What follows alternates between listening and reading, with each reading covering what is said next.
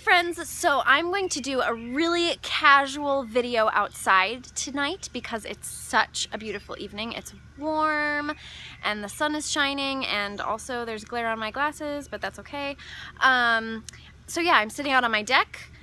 My husband just painted it, so in the background you can see all of our deck furniture just sort of lying around, but that's okay. He just painted it yesterday and then it rained last night, so now it's like really dirty now too. But anyway, that's really not what the video is about. I just decided to sit out here because it's so beautiful. I don't have any makeup on. It's super casual. Let's just chat. So the point of this video is twofold. One, and maybe the most important for you guys, is that I am well over 5,000 subscribers now. I think as of this morning it was like 5,600 and some, which is just crazy to me because last week I just hit 5,000 subscribers. So I don't know what it is when that happens, when there's like a huge influx, but welcome to all my new subscribers over the last week, and I'm thankful for you, and I'm also thankful for the people who've been with me from the very beginning because wow, I'm just super amazed. And so to thank you, I'm going to do a giveaway. The giveaway is that I'm going to send some books through Book Depository, $20 worth of books. So anything that you can get for $20, whoever wins, I will send books your way. So you've got to be 18 or you have to have your parents' permission, because whoever wins, I'm going to need your address so that I can send you some books. And in order to enter the giveaway, of course you need to be subscribed to my channel. That just kind of, I feel like that goes without saying.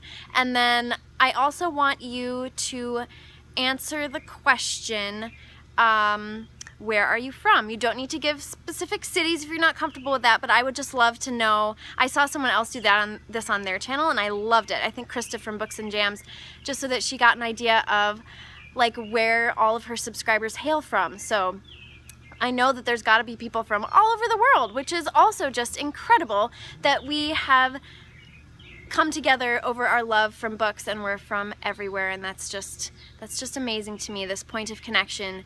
So yeah, so comment down below. You have to be subscribed.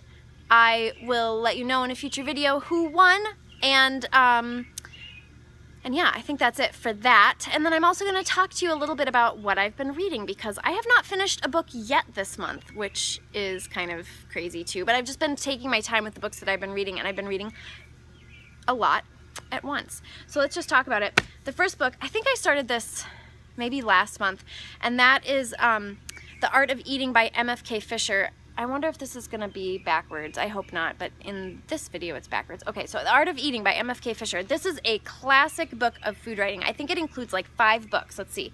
Serve It Forth, Consider the Oyster, How to Cook a Wolf, The Gastronomical Me, and Alphabet for Gourmets. So if any of you like food writing, if in the world of food writing, this is considered like the mother. Or in the world of food writing, MFK Fisher is kind of considered the mother of all food writing, or the queen of food writing. And started off maybe a little bit slow. Serve It Forth was okay, but it was also her first book. Then we went on to Consider the Oyster, which I thought was absolutely wonderful. And then How to Cook a Wolf she wrote during World War II, so it's all about the economy of eating and how to eat when you have very little. So I'm loving it. Like I said, I love some of the books more than others. I'm loving How to Cook a Wolf. I loved Consider the Oyster, and Serve It Forth was okay. It was my introduction to MFK Fisher, and at first I wasn't sure what I was going to think, but I'm really enjoying it now. And so yeah, The Art of Eating. I'm reading 10 chapters a week, so it's moving very slowly, and I'm almost halfway. Another book I've been reading for a while is Jane Eyre by Charlotte Bronte. This is a reread for me. I've read this book many times, and for whatever reason it's just taking me a really long time to get through. I think because I'm reading so many other things and I've already read this, so it's just sort of not the priority for me. I'm only a couple hundred pages in and I'm just reading a chapter here and there, but I'm loving it because this is one of my favorite books. I love Charlotte Bronte's Jane Eyre. I've never read any other Charlotte Bronte, and I think I probably should. So yeah, so Jane Eyre. Then I'm also reading my first Elizabeth Goudge. I'm doing this as a buddy read with Kate Howe and Emma from A Bookish Princess, and we are reading The Child from the Sea by, like I said, Elizabeth Goudge. And I can't tell you how much I'm enjoying this book. I adore it. Elizabeth Goudge writes with so much wisdom. It's definitely a character-driven novel. Her characters are super, super fleshed out. Beautiful, beautiful characters, beautiful, gorgeous writing. Very dense though. We're only reading a chapter a day. We started out 2 chapters a day and we went down to 1 chapter a day because the writing is dense, and even though the chapters are only about 10 pages, it takes me a good long while to get through because the writing is just really rich and there's a lot. I feel like there's a lot to soak in, and I don't want to miss anything, so I just have been taking my time, but I've been really loving it. Like, I think that Elizabeth Goudge is going to become a favorite author. I absolutely love this. This is a historical fiction novel about the real-life woman named Lucy Walter, who was the mistress of Charles II in England, Charles Tudor. No, not Charles Stuart, who was the king of England back in the 1600s. And Lucy Walter was his mistress, although some people think that maybe she was a secret wife. And so I think Elizabeth Goudge, she is telling the story of Lucy Walter's life, starting from when she was a child through the time when she was Charles II's mistress, although in this book she goes with the idea that perhaps she was his secret wife. And I really can't tell you how much I love this book. She writes with such enchantment. There's something about her writing that feels magical, even though this isn't fantasy. It's just so enchanting. Yeah, that's all I can say really. It's an enchanting book. And I'm also reading a thriller. I've been super in the mood for thrillers, and because it's taken me so long to get through those 3 books, I haven't really had much of a chance to read anything else. So I'm reading The Dry by Jane Harper.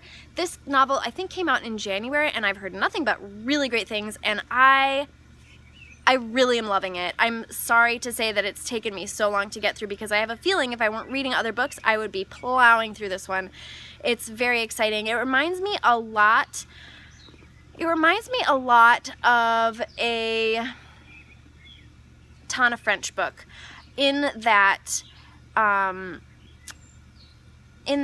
the main character, Aaron Falk, has gone back to his hometown where there seems to be some sort of mystery that's connected in some way, although we don't know how, to his previous life there when he was a child and something that happened then. So I'm really loving this. It takes place in Australia during a drought, and so it's the perfect time to read this book because it's hot here. It's hot in Wisconsin, and so while I'm reading this book I feel hot and my mouth feels parched and I just want to jump into a swimming pool. And I love the atmosphere of this book. I'm really loving it. So those are all the books that I'm reading. How are all of you, BookTube? And yeah, like I said, comment below with where you're coming from around the world. Just a general area is fine with me. And I will talk to you all later. Bye.